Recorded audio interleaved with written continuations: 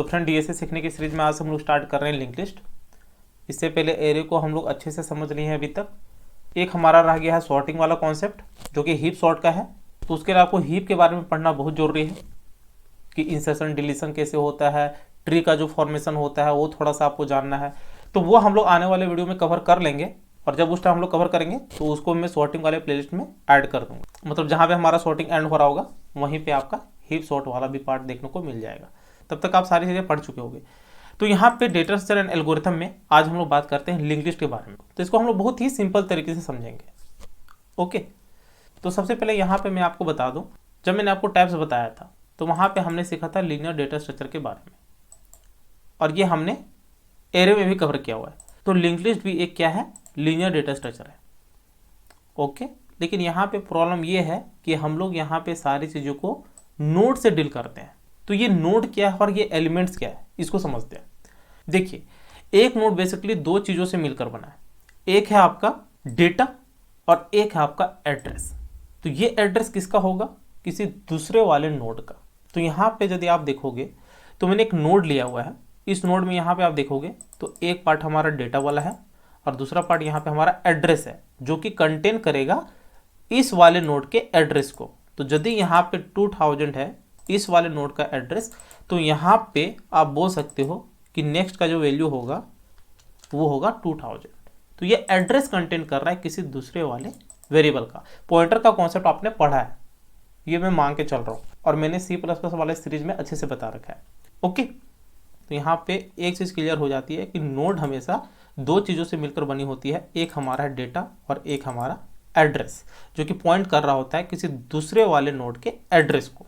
Fine, तो यहाँ पे लिंक लिस्ट में हम लोग कलेक्शंस ऑफ नोड्स के बारे में बोलते हैं। इसी को आप बोल देते हो कलेक्शंस ऑफ ऑब्जेक्ट्स। ओके, तो यहाँ पे जो लास्ट वाला नोड होता है, क्योंकि जाहिर सी बात है नोड कहीं ना कहीं एंड हो रहा होगा, हमारे पास 3 नोड होंगे, 4 नोड होंगे, तो कि ऐसे सिचुएशन में हम लोग होंगे जहाँ पे हमारे पास दूसरा कोई नोड नहीं होगा।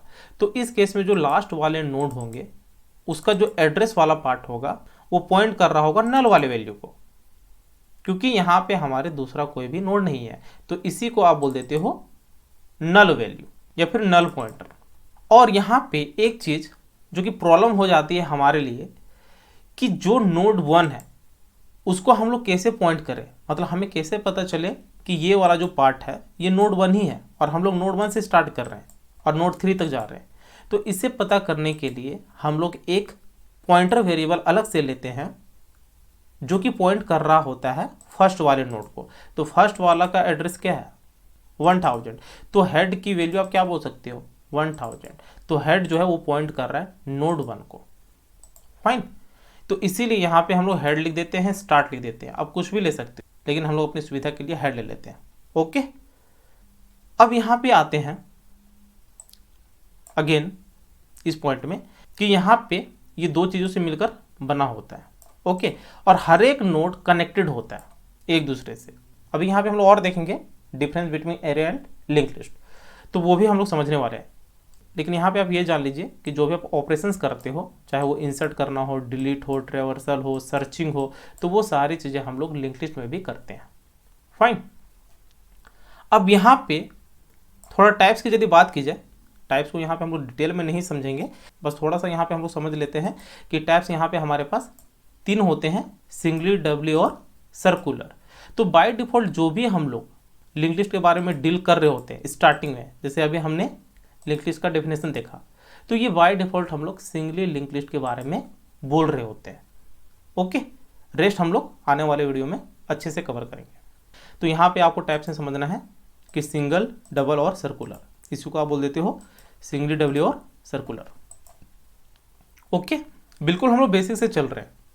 अब यहाँ पे यदि बात की जाए एरे और लिंक लिस्ट की, तो एरे का यूज ज़्यादातर हम लोग यूज करते हैं। इसके बाद जो मोस्ट डीएसए यूज होता है वो होता है आपका लिंक लिस्ट। ओके, तो यहाँ पे यदि कंपैरिजन की बात की जाए तो एरे क्या है, कलेक्शंस ऑफ एलिमेंट्स है। हमेशा इंट्रोडक्शन से स्टार्ट कर सकते हो कंपैरिजन करना। तो एरे क्या है, कलेक्शंस ऑफ एलिमेंट्स है। लेकिन लिंक लिस्ट में आप क्या बोल सकते हो, कलेक्शंस ऑफ नोड्स, जो बेसिकली दो चीज़ों से मिल के बना होता है। एक हो गया आपका डेटा और एक हो गया आपका एड्रेस।